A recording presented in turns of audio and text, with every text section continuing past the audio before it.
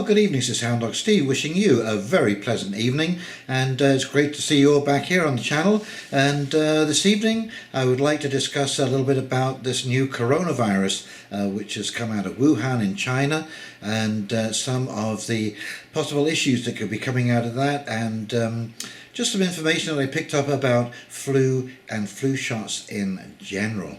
And so basically I've come across a piece of information that is on Zero Hedge, and they are suggesting, now this is the Hong Kong, head of Hong Kong's university, that there are far more cases in China that are being reported, could be as high as 44,000. And of course there are approximately 60 million people locked down in China right now. But this is spreading far more quickly than the SARS or the MERS virus, which are similar coronaviruses. The number of cases, as I say, have been growing exponentially now, and we're starting to see our first few cases overseas in places like Taiwan, Canada, America, Britain, and in Europe. Now, a couple of little interesting side points about all of this is that a few years back in Wuhan, there was built basically a Chinese CDC, Center for Disease Control, and their express purpose was to study this kind of virus. One wonders because this coronavirus especially comes from bats and snakes, and in Wuhan there is what they call a live or wet market, it's sometimes referred to, where there is just about every kind of wild and domesticated animal that you can imagine that they will slaughter on the spot for you, including bats and snakes.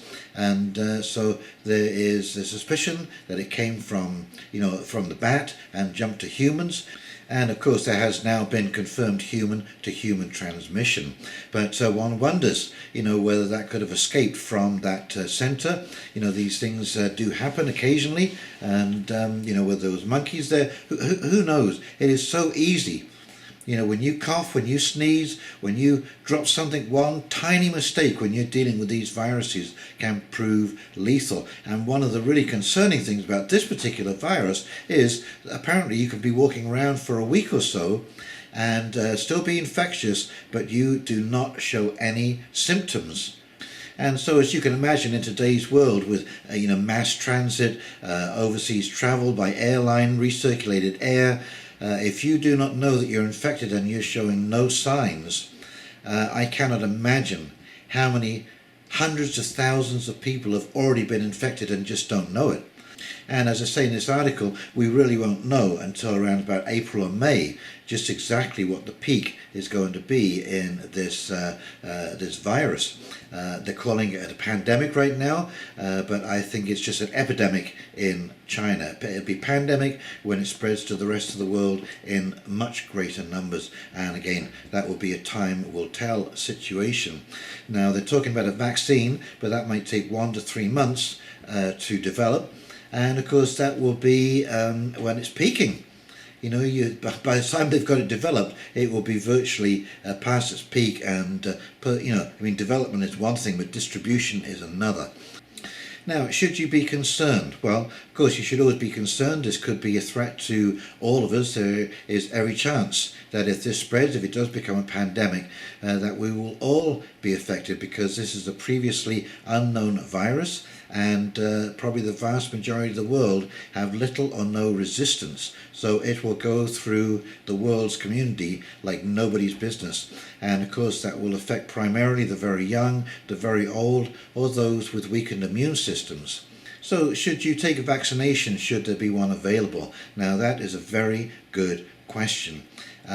I personally think, now I'm not a doctor and this is not medical advice, and this is basically I guess what they would say in the court, hearsay evidence. Okay, but I of course have travelled the world.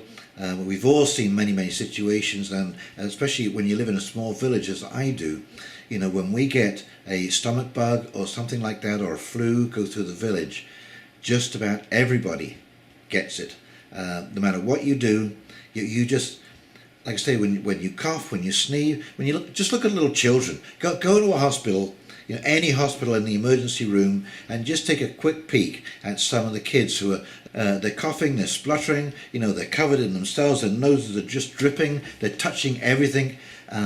Those people, even people who are passing by, can take that, they can brush against something with their clothing, take it outside, such as that. It's so impossible to stop these things from moving around. So although that you can take limited precautions like hand washing, learn how to wash your hands properly, hand sanitizers that they've actually found make the matters worse because they keep your hands too clean. This is our biggest resistance, is our skin on the outside, and so hand washing does an adequate job. So I would do that. Face masks, you can if you want. I think you're just forestalling the inevitable. But the vaccine, now I just happen to have had a customer for years. He's just actually gotten very ill and I haven't seen him recently. But he was a professor at the University of Toronto. His speciality was microbiology, and he studied DNA and cloning and that kind of stuff. And we talked about vaccines. And I asked him if he took the flu vaccine, and he said, no, I don't take the flu vaccine at all. And I said, well, why not? He said, well, there are basically two kinds of virus in this world. He said there is a passive virus and an active virus. Now, a passive virus would be like the polio virus. So the polio, the Salk vaccine hasn't changed since it was developed. It may have become a little bit more sophisticated, but the polio vaccine itself has stayed the same because it's a passive virus. Okay, an active virus like a flu, for example, it's active and it changes all the time. And so what they do when they come up with these vaccines, now they maybe have one more specific for this particular virus. What they'll do for your yearly shot is they'll come up with what they think is the 3 most likely flu viruses to be spreading around the globe, and they'll mix those in. But if it's not, you have zero protection. And what he told me was that all that DNA of that virus has to do is to change one protein on the DNA strand, and all of a sudden that vaccine is ineffective. So really it is basically hit and miss at the best. And even if you gave this virus, we've got a vaccine for this virus, it may have changed by the time the 3 months has gone by. Who knows? That's the problem with these viruses, as they move from person to person, from nation to nation. Maybe it will get into a bird, into someone's parrot, and then pass back to that person again, or to their children or their grandchildren. Who knows? This is why pandemics and viruses are so deadly, because really at best it's confidence building, and it makes you more hopeful to think that there are things that can help you. But really at the end of the day, staying home, having a few supplies so you can stay at least a couple of weeks in your own home and not go out too much, is probably your best protection. And just shutting down movement. And of course this is why they're concerned for the economy and tourism, because they're looking at shutting down airports now. And I'm sure if you see a surge in cases in North America, we'll be shutting down our airlines as well. So here is this article on Zero Hedge. I hope you find it interesting. It's pretty up to date. It's from today, the 27th of December. And yeah, here we go. This from Zero Hedge. Scientists call for draconian measures to stop virus in Hong Kong, insist 44,000 already infected in Wuhan. Now that health officials in China have admitted that patients infected with the novel coronavirus often become contagious long before symptoms emerge, and Canada may or may not have just confirmed its first case of human-to-human transmission, health officials around the world are finally listening to some of the experts who warned about the virus's lethal potential and were rewarded with accusations of being alarmists. And nowhere is that advice being followed more closely than Hong Kong, where the city government has already inspired riots after considering using a new public housing project as a quarantine for virus victims. The pushback to that plan was surprising and appears to be an isolated incident, because University of Hong Kong academics are urging the city's government to embrace draconian measures to stop history from repeating itself. Hong Kong was rocked by SARS 17 years ago when the virus, one of 7 coronavirus strains, a family that includes the nCoV and MERS, tore through the city's financial district, causing 300 deaths according to the SCMP. As we mentioned earlier, the Dean of HKU Med School revealed research during a presser on Monday showing that the virus had already infected nearly 44,000 people in Wuhan. Meanwhile, Professor Neil Ferguson, at least the second UK academic to publicly share his projections, said over the weekend that 100,000 people could be already infected with the virus around the world, according to The Guardian. Lead researcher and Dean of HKU's Faculty of Medicine, Gabriel Leung, said their models indicated that the number of cases in China would double in 6.2 days. Officials around the world have only confirmed 2,901 cases so far, whilst 2,839 of those are in mainland China. And here we see the cases: mainland China, Hong Kong 8, Macau 7, Taiwan 5, rest of Asia 28, Europe 3, North America 2, South America no results yet, Australia 5, and 82 deaths out of 2,901 cases. HKU Med School head Gabriel Leung is meeting press with a mask on. He is going to announce new estimation of #COV 2019.